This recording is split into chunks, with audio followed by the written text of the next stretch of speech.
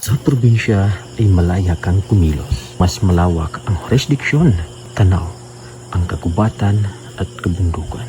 Pero sa likod ng pamumuhay ni alias Nardo ay hindi biro ang kanyang paninirahan kasama ang pamilya sa probinsya.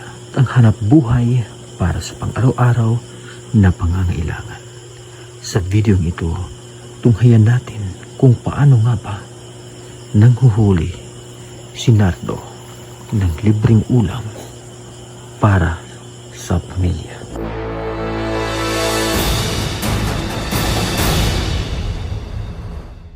Umaga pa lang ay pinuntahan ko na si Nardo para masilip natin kung paano niya hinuhuli ang mga isda sa ilog. Gamit lang ang kanyang kamay. Isa ba itong seryosong panghuhuli o mauwi sa piligrusong pagkikilos? Kung umabot ka pa dito, baka pwedeng makahingi ng subscribe sa aking munting channel para sabay-sabay nating panoorin ang panghuhuli ni Nardo sa isda. Gamit lang ang kanyang kamay.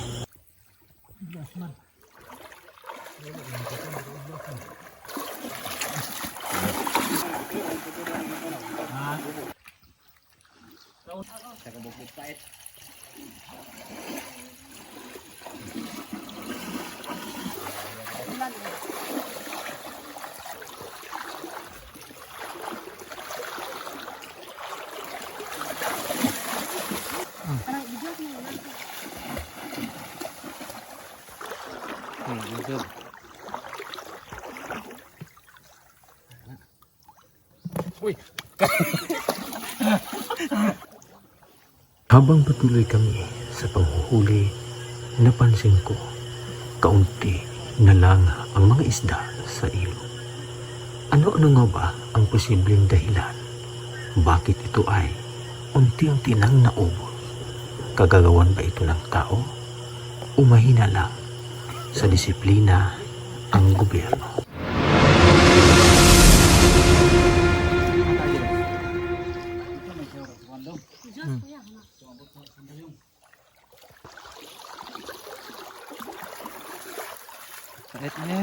May hindi ka manikap mo? Ay, kawan nila. Kawayan na ilang ikuan. Ini tuduan. Kuyog mo. Unahan ko siya. Ay, ko siya manikap.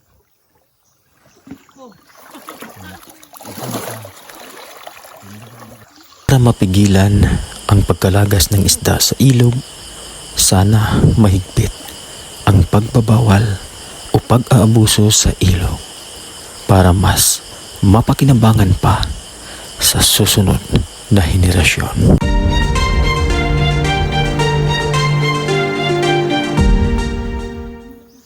Apel ko bang mababaw? Ito muna, may kapit ito muna. Ikaw kay Guy! Buhi man.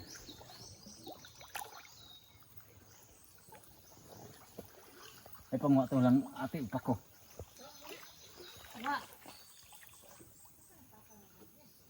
Yapya. Ada sama. Ini manikap pa.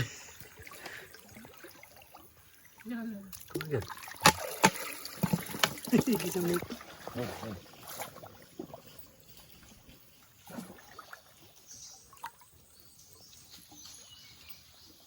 Tung, tuan pa wala pati kurente. Ora man ko. Para daghan kay. Oh, para daghan kita makuha ang video ba. Wala may edit-edit dito upload na ako ah.